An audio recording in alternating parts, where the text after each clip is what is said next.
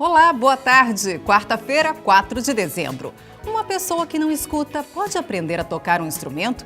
Parece difícil, mas uma aluna de escola pública provou que a força de vontade pode tudo. E foi por vontade de um cidadão que um campinho de futebol abandonado virou esperança de futuro melhor. Vamos falar ainda sobre os serviços de iluminação pública em Caucaia. E no quadro Fala Doutor, as respostas às dúvidas mais comuns sobre conjuntivite. Notícias da Gente começa agora.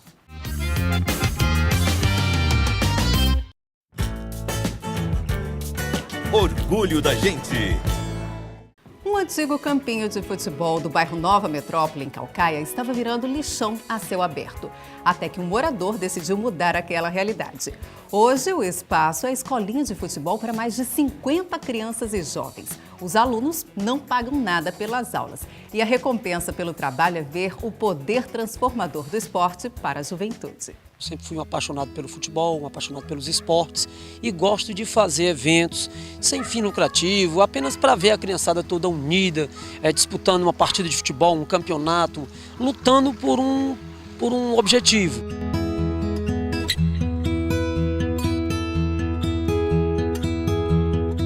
Esse campo ele existe desde 1992, eu cuido dele há mais de 10 anos. Porque ele estava se transformando num lixão e a gente, por entender que mora próximo ao campo, gosta de esporte e eu vendo um campo de futebol se acabar, então eu estava remando contra a maré. Por isso eu tomei a frente e desde então o campo ganhou iluminação, nós fizemos a limpeza, né? A gente conseguiu alguns apoios para comprar o uniforme para a criançada e tentar mover uma escolinha, meio que cambaleante, mas a gente mantém esse trabalho até hoje.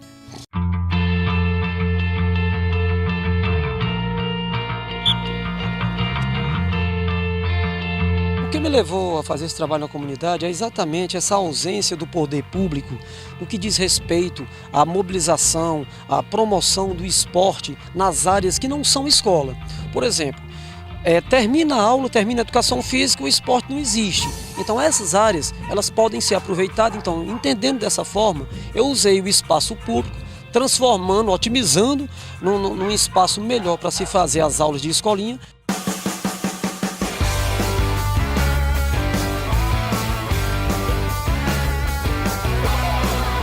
A escolinha do Poeirão, ela surgiu, ela já vai completar 5 anos, certo? Então são 5 anos de muita luta e ela tem hoje 55 crianças, crianças e jovens, que na verdade a gente trabalha acima de 10 anos.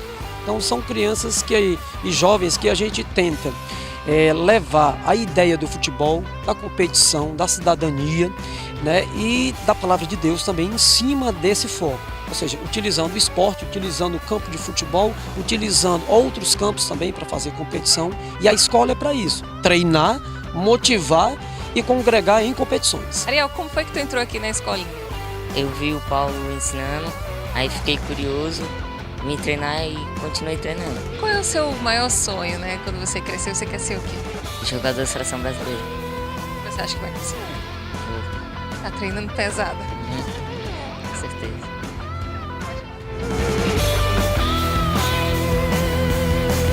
A nossa escola ela é aberta para a comunidade, nós não cobramos absolutamente nada, nós não pedimos nada, nem uniforme, nada, a criança não entra com contribuição nenhuma, ela vem para o campo, ela vem jogar bola, ela vem participar das competições, inclusive todas as competições que eu fiz até hoje, nunca cobrei um centavo, R$1 sequer para premiação, para pagamento de arbitragem, tudo isso eu busco com alguns patrocinadores e amigos.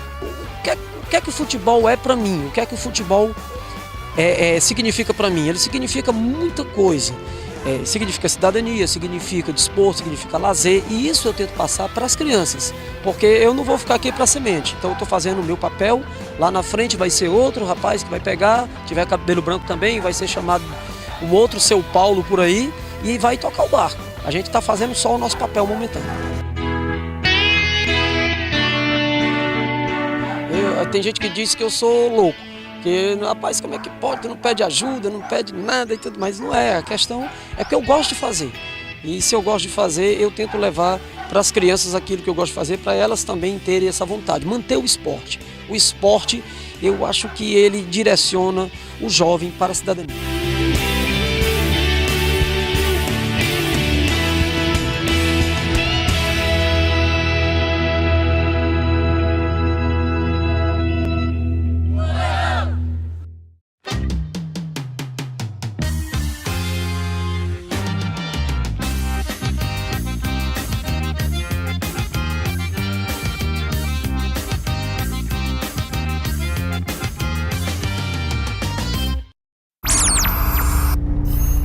Câmara em Foco. O Partido dos Trabalhadores conta com um novo presidente municipal em Caucaia. Agora o vereador Ribamar Santos assume o cargo no lugar de Carlos Edson. O repórter Jonas Guedes traz mais novidades. Para a eleição do Diretório Municipal do Partido dos Trabalhadores, o vereador Augustinho saiu como candidato, enquanto seu colega de partido e Câmara Municipal, o vereador Samuel do PT, apoiou Ribamar Santos, que conseguiu a maioria nas urnas. Após o pleito, o discurso de ambos era o da vitória mútua. Então foi um processo democrático, né? Ou seja, o PT hoje ele não tem derrotado. Não é ninguém que perdeu, né? O PT mostra uma democracia onde a gente vai lá no seu voto escolher. Então, com certeza, quem ganha, certo, com isso hoje, é exatamente o povo de Caucaia. São disputa, mas são disputa que quem ganha são os filiados e que, na verdade, agora não existe perdedor. Vamos se juntar e tocar o barco para frente, né? Agora, ambos analisam como deve ficar o cenário político atual em Caucaia. E o PT, ele só faz engrandecer. É o único partido hoje que faz eleição para poder mais escolher o presidente, sua chapa, diretórios, né? Com certeza é um novo rumo, mas é um rumo pensando em quê? Numa Caucaia, gente, melhor, né? Numa Caucaia e que um dia, né, o PT possa governar. Na verdade, nesse momento, o PT se senta com todos os candidatos que nós tivemos, que eram 2 candidatos a presidente e apoio de eleito Ribamar. E a partir do dia 10 de dezembro se senta todos os 2, Augustinho e Ribamar, e vai traçar qual será o rumo do trabalho do PT Caucaia.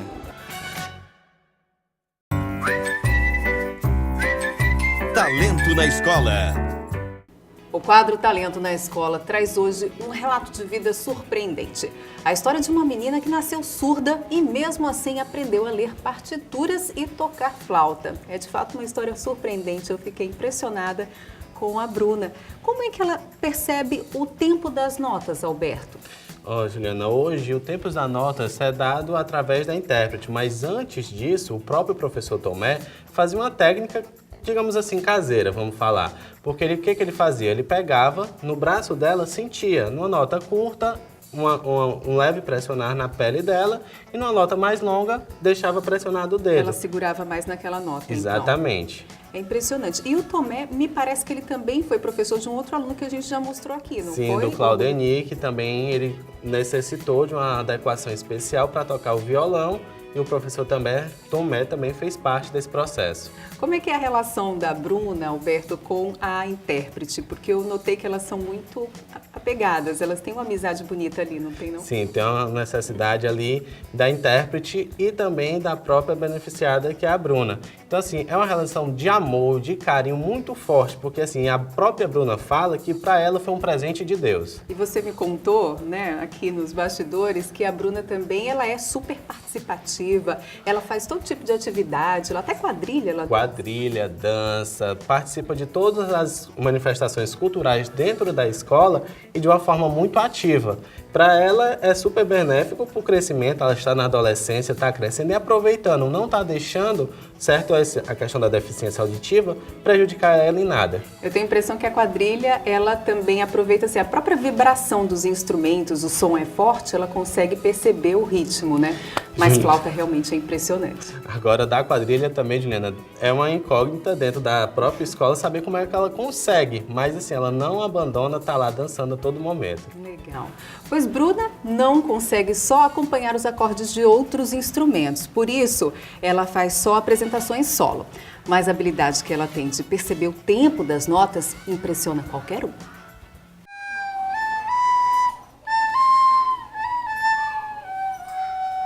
A música é um excelente meio de transpor barreiras. Isso é uma realidade na Escola José Nunes de Miranda, na localidade de Tucunduba. Isso é exemplo é Bruna Alves, flautista, que hoje vamos entrevistar no Talento na Escola de hoje. Bruna, como é que começou toda a tua história, certo, na música?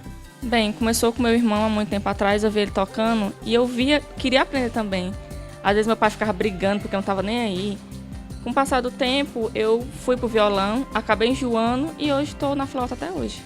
Por trás do sorriso tímido da adolescência, Bruna esconde uma menina forte e cheia de entusiasmo, deixando todos ao seu redor impressionados com a sua disposição, fazendo da sua deficiência auditiva apenas um detalhe. Então ela começou aqui com a gente com violão, depois experimentou o teclado, mas não se adaptou bem, então ela experimentou a flauta. Então, assim, o processo foi igual para todo mundo, né? A gente começou explicando para ela as notas básicas, que ela tem vontade, né? Ela consegue perceber o tempo, mesmo porque ela participa também na escola do grupo de dança, a gente faz sempre no meio do ano a quadrilha. Com o tempo, o aprendizado de Bruna evoluiu. Isso se deve à ajuda da sua intérprete Dália e do professor Tomé. Imagine uma surda ver a professora lá falando, só ver aquela boca se mexendo e não entender nada. Foi complicado, sim. E ela mesma já falou pra mim que eu fui um presente eu ter chegado aqui. Porque só assim ela entendia o que a professora queria, entendia o que a diretora queria e fazia aquela ponte. Apesar de que os alunos estavam já se esforçando para poder entender ela. Bem, a gente vê por aí que não existem surdos que tocam música. E eu consigo. E eu me sinto ter ultrapassado essa barreira e fico muito feliz com isso.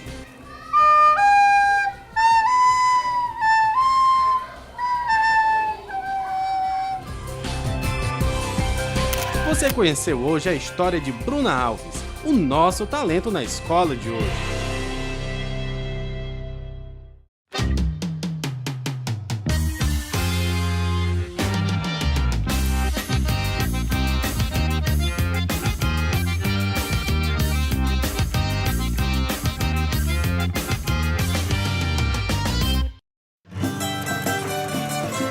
Aqui tem trabalho. A Agência Nacional de Energia Elétrica determina que a gestão da iluminação pública é dever das prefeituras. Cabe aos municípios garantir o uso racional da energia, além do trabalho de manutenção do sistema e substituição de lâmpadas. Veja na reportagem de Alberto Gurgel.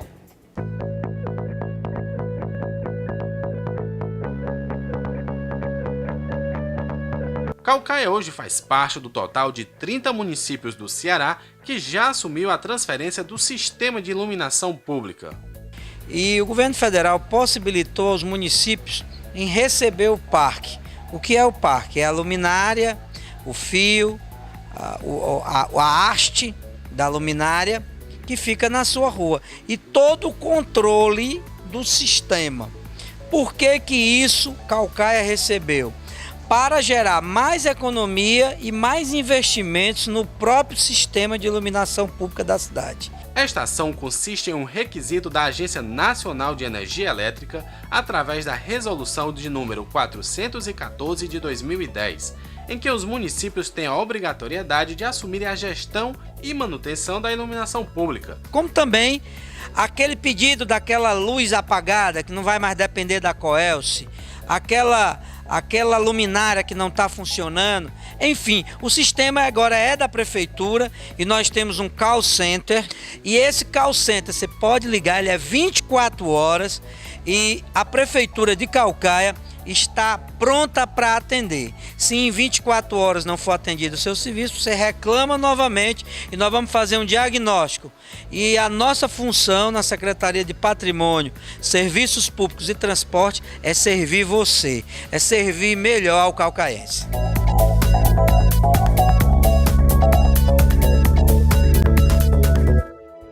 Anote então o telefone para reclamações sobre a iluminação pública.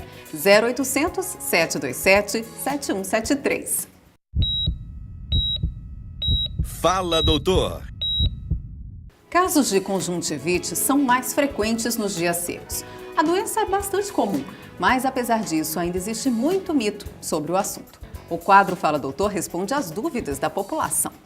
Meu nome é Vera Lúcia, moro no Esplanado Araturi. Conjuntivite é problema de estação ou não? É sabido que o calor, o suor, eles facilitam, né, o aparecimento da conjuntivite, né? Daí surgirem mais casos durante o verão. Mas vale a pena ressaltar que ela é uma doença que pode ocorrer em qualquer das estações. Meu nome é Janice, moro no Santa Amaro. Qual as maneiras de evitá-la? Bom, a gente pode dividir as maneiras de evitar a conjuntivite em duas. Primeiro, a questão da higiene pessoal, né? Lavar constantemente as mãos, principalmente quando for manejar objetos de utilidade coletiva, como controle remoto, toalhas, sabonete. E também, em segundo lugar, evitar o contato com as pessoas que estejam com conjuntivite. Meu nome é Camila da Silva, eu moro aqui no bairro da Jurema e eu queria saber, quem pegou a doença pode pegar novamente? Sim, nada impede que uma pessoa que já teve conjuntivite adquira novamente. Meu nome é Gilberto, falando direto da nossa grande Jurema. Gostaria de fazer uma pergunta para nosso médico. Existe algum medicamento para a conjuntivite? Há colírios que tratam a conjuntivite, mas eles devem ser prescritos pelo médico oftalmologista, porque cada conjuntivite pode ter um agente, um causador diferente, e para isso é necessário um determinado tipo de colírio.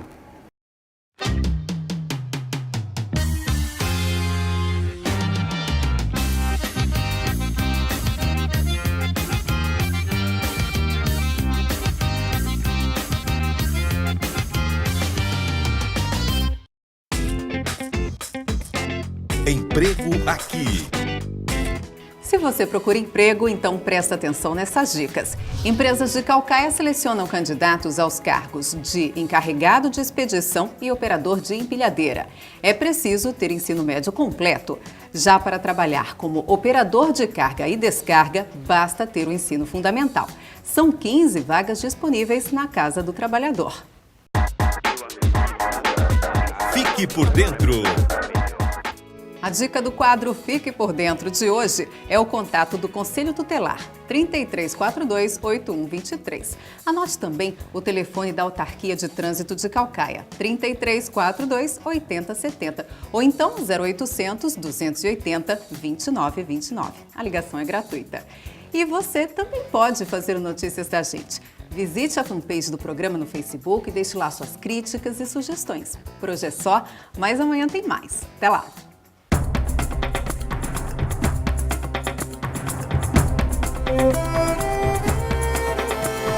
Terra queimada de fogo, vento que vem lá da praia, atiça a chama de novo, orgulho de um povo. Eu sou de Caucaia.